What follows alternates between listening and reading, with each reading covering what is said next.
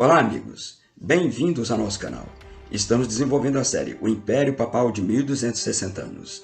Nesta série, abordamos a história dos homens que ocuparam o cargo de bispos de Roma, também conhecidos como papas, durante o período de 338 até 1798. Esta não é a história do cristianismo, mas tão somente dos papas desse período específico. Este é o vídeo número 4 e abordaremos a história do Papa Pelágio II. Assista esse vídeo, mas se você é novo por aqui, vá ao nosso canal e procure na playlist os vídeos anteriores. Assim você ficará atualizado com o conteúdo da série. Então vamos à nossa história. Os pontífices de Roma tinham aumentado consideravelmente as suas riquezas desde o princípio do VI século, declarando-se os administradores da quarta parte dos bens da Igreja. Em breve, puderam formar um partido poderoso em Roma. As eleições perderam então o seu caráter religioso. Os ambiciosos que queriam levar-se ao trono de São Pedro distribuíram prodigamente o ouro às facções, e as rixas degeneravam em grandes tumultos e violência. Até aquela época, os imperadores lá na distante capital de Constantinopla não se tinham ocupado com a escolha dos pontífices, mas, com o poder sempre crescente dos papas, resolveram não mais permitir que o clero e o povo fossem independentes nas eleições dos bispos. Não é de admirar essa situação. Como a capital do império ficava bem longe, o vácuo de poder em Roma proporcionava aos papas a oportunidade de ir acumulando seu próprio poder político. Sob a desculpa de que essa liberdade ocasionava violências, massacres e algumas vezes levava os concorrentes a formarem alianças secretas com os inimigos do império, os imperadores ordenaram que os prelados eleitos pelo consenso das votações do clero e dos seculares não poderiam ser sagrados e exercer as suas funções sacerdotais sem a sua aprovação. Reservaram-se principalmente o direito de confirmar as eleições dos bispos de Roma, de Ravenna e de Milão, e deixaram a seus ministros os cuidados das outras sedes. Contudo, quando o eclesiástico eminente tinha sido escolhido pelo povo para chefe dessas dioceses, sagravam-no solenemente sem esperar a resposta do imperador quando a guerra e a peste interrompiam as comunicações entre o Oriente e o Ocidente. E foi assim que teve lugar a eleição de Pelágio II, sucessor de Bento I. Roma estava sitiada pelos inimigos, os lombardos, e estava de tal forma vigiada que ninguém podia sair ou entrar na cidade. O estado deplorável da igreja obrigou o clero a consagrar o seu chefe sem ter obtido autorização do imperador Tibério II. Todavia, depois do levantamento do cerco, enviaram o diácono Gregório a Constantinopla para que o imperador aprovasse a entronização do novo pontífice. Os imperadores gregos conservaram o direito de confirmar as eleições dos prelados da Itália até o meado do VIII século. Pelágio era romano de nascimento e filho de Vinigildo. Substituiu o bom Papa Bento I.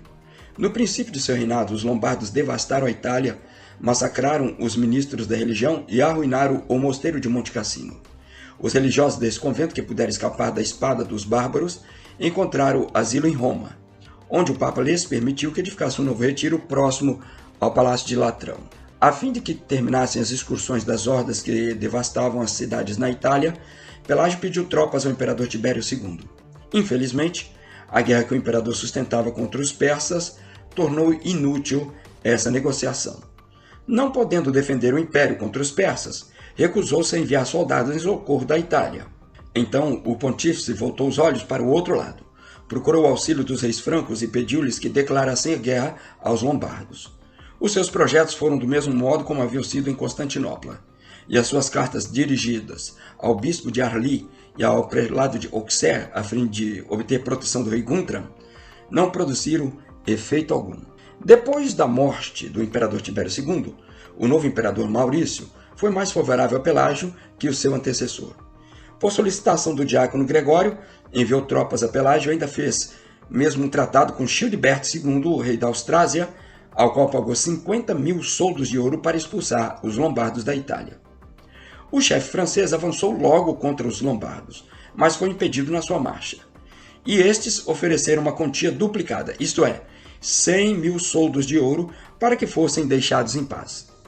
Childeberto aceitou a negociação e suspendeu as hostilidades, sob pretexto de que esperava novos reforços. Em seguida, voltou para as Gálias e a Península Românica ficou entregue à mercê dos lombardos. Os bispos que se tinham separado da comunhão da Santa Sé de Roma por ocasião do Quinto Concílio perseveraram na sua separação, apesar dos esforços que papas anteriores, João III e Bento I, tinham empregado para os unir. Pelágio II, incentivado por seu diácono Gregório, empreendeu contra eles uma nova luta e queria obrigá-los a voltarem para o seio da Igreja Católica. Escreveu aos prelados de Ístria, heréticos teimosos, e pediu-lhes que enviassem representantes a Roma, a fim de se tomar uma decisão relativamente ao cisma que escandalizava a cristandade. Aqueles responderam que não se uniriam à sede romana, desonrada pelos papas que persistiam culpados em erros que queriam impor aos fiéis. O metropolitano de Aquileia acusou o mesmo papa de ter traído a fé de Cristo e de anatematizar a doutrina dos concílios. Tendo em vão o pontífice empregado contra eles todos os recursos da sua eloquência e a ameaça das maldições eclesiásticas, recorreu então ao poder temporal e pediu a Esmaragdo, governador da Itália e representante do imperador, que perseguisse com torturas e até a morte os clérigos separatistas. E Esmaragdo apoiou a intolerância criminosa do Papa, perseguindo o clero da Ístria. Aqui podemos ver em primeira mão como a igreja que havia sido perseguida no tempo dos imperadores romanos, passa ela a ser a perseguidora dos que não queriam fazer parte de sua comunhão. Daqui para frente, essas ações de perseguições violentas passam a ser recorrentes, sempre com o apoio dos governantes. Assim, o Estado passa a ser um instrumento de perseguição contra toda e qualquer forma de separação da ideologia romana. Isso vai culminar daqui a pouco nas violentas e cruéis perseguições aos albigenses, aos valdenses, aos judeus ou qualquer grupo ou pessoa que ousasse seguir a própria consciência em vez das crendices dos papas. As vítimas ao longo da história são milhares e milhares. Os detalhes dessa história serão contados aqui na devida cronologia. E Esmaragdo agiu com bastante violência. Expulsou Severo da sede de Aquileia, arrancou-o da sua catedral e levou o prisioneiro a Ravenna, assim como 3 outros prelados e um ancião chamado Antônio, defensor zeloso da igreja. Essas miseráveis vítimas das violências de Esmaragdo, forçados pelos suplícios e torturas, abjuraram de sua fé. Depois de sua abjuração, Severo e os outros prisioneiros obtiveram a permissão de voltarem para Grada. Mas o povo e o clero separatista, considerando-os como apóstatas, não quiseram recebê-los na cidade, nem mesmo conversar com eles. Convencidos da excelência da sua doutrina, os separatistas resistiram com firmeza às perseguições de Pelágio e, animados pelo entusiasmo religioso, proclamavam-se abertamente contra o domínio da sé de Roma a fim de serem martirizados. A coragem que eles demonstraram nas execuções determinou o imperador a suspender as perseguições. Então ordenou Esmaragdo que fizesse cessar as violências praticadas contra eles e que reprimisse o fanatismo do Papa até que a Itália ficasse livre dos lombardos e tivesse recuperado a sua liberdade. Então, ele prometeu convocar os bispos do Ocidente para um concílio a fim de decidir sobre os culpados e continuar as perseguições. Agora, vejam só essa história que se passa lá pelo lado oriental do Império.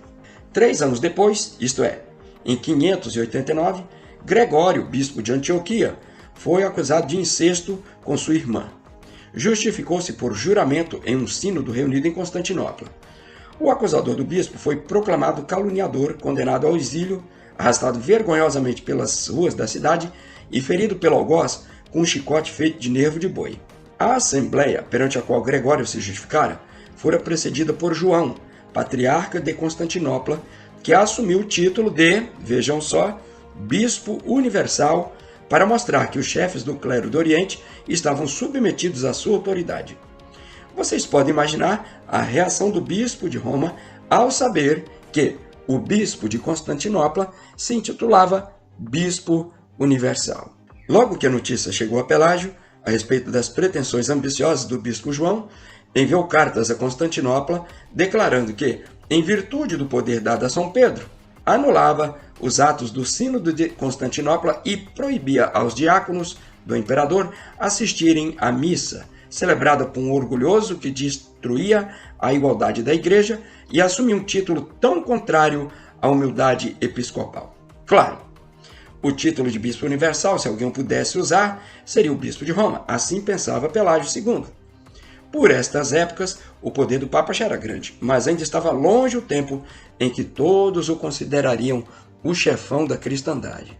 Neste ano, isto é, 589, Recaredo, rei dos Visigodos, depois de ter adotado publicamente, de acordo com os grandes do seu reino, a religião católica, reuniu um concílio em Toledo, para o qual foram convocados os senhores e os prelados de todos os países da sua obediência, a fim de condenarem a heresia ariana de que os povos estavam infectados. 74 bispos e 6 embaixadores de prelados assistiram àquele sínodo presidido em pessoa pelo rei. Abriu-se a sessão pela leitura de uma profissão de fé assinada pelo rei e pela rainha Bado, sua mulher, na qual se achavam formuladas acusações violentas contra as doutrinas de Ário e dos seus cúmplices, e terminava por uma apologia dos 4 grandes concílios ecumênicos reconhecidos pela Igreja. Em seguida, o rei convidou os padres a deliberarem sobre as reformas capazes de remediar as desordens. O concílio decretou, imaginem só, que os padres e bispos, em vez de viverem publicamente com suas mulheres, como faziam antes, usassem de um certo mistério nas suas relações carnais, e não dormissem nos quartos de suas mulheres. Foi-lhes igualmente proibido matar as crianças que nascessem da união desses padres com suas amantes. Ah, tá. Foi preciso um concílio para que se dissesse que matar crianças era errado. A verdade é que boa parte dos prelados era iletrado e mal sabiam rezar uma missa decorada. A Bíblia era um livro misterioso e desconhecido de muitos padres daquela época. Aliás, a maioria. A ignorância do clero era brutal. E se o clero era ignorante, imagine o povão. Mal se encontrava um entre 100 que soubesse ler. Eis o porquê das lendas e qualquer crendice inventada pelos clérigos prosperar com tanta facilidade. Convém lembrar que, por essas épocas, os padres ainda podiam ser casados, mas o veneno do celibato religioso já começara a entrar na Igreja Católica e um dos seus mais fervorosos defensores foi Pelágio II. A história é pródiga em mostrar os resultados desastrosos que essa prática antibíblica ocasionou ao longo dos séculos. Por essa época, a Europa estava sendo devastada por uma enfermidade contagiosa desconhecida de todos. Esta consumia parte do corpo que era atacada por ela. Pelágio foi atacado dela e morreu em 7 de fevereiro de 590, depois de ter ocupado a sede de Roma durante 12 anos e 3 meses. Ivro e Chartres de Graciano mencionam muitos decretos atribuídos a Pelágio. Edupan assevera que são autênticos. Um de seus decretos é bem interessante. Ele permite que, em consideração ao pequeno número de pessoas que se candidatavam a serem padres, que os padres que tivessem filho de suas criadas, depois da morte das mulheres legítimas, seriam perdoados, recomendando, contudo, que se prendesse no convento a mulher culpada, a fim de que se fizesse penitência pela culpa do padre. Esses absurdos históricos são quase desconhecidos, mas aqui na nossa série vamos abordar muita coisa interessante. Os historiadores eclesiásticos, reparem bem, historiadores eclesiásticos, afirmam que esse pontífice mereceu o título de santo pelo grande número de virtudes e assim a Igreja canonizou. O homem intolerante que mandava executar todos os que não professassem a fé católica é o santarrão Pelágio II. E estes mesmos historiadores colocam-no entre os bispos mais recomendáveis que ocuparam a cadeira de São Pedro. Vocês podem imaginar os outros que ainda terão suas histórias relatadas por aqui. Posso adiantar que os papas do 7º e 8º séculos têm histórias bem interessantes e picantes. Aguardem! Ficamos por aqui com nossa história. Se eu fosse você, não perderia por nada o próximo vídeo. O personagem é considerado um dos maiores papas que lideraram a Igreja Católica, Gregório I, também conhecido por Gregório o Grande. Não se esqueça de ativar o sininho e nem de inscrever-se no nosso canal. Deixa um like aí que ajuda muito a divulgação do canal. Obrigado e até o próximo vídeo.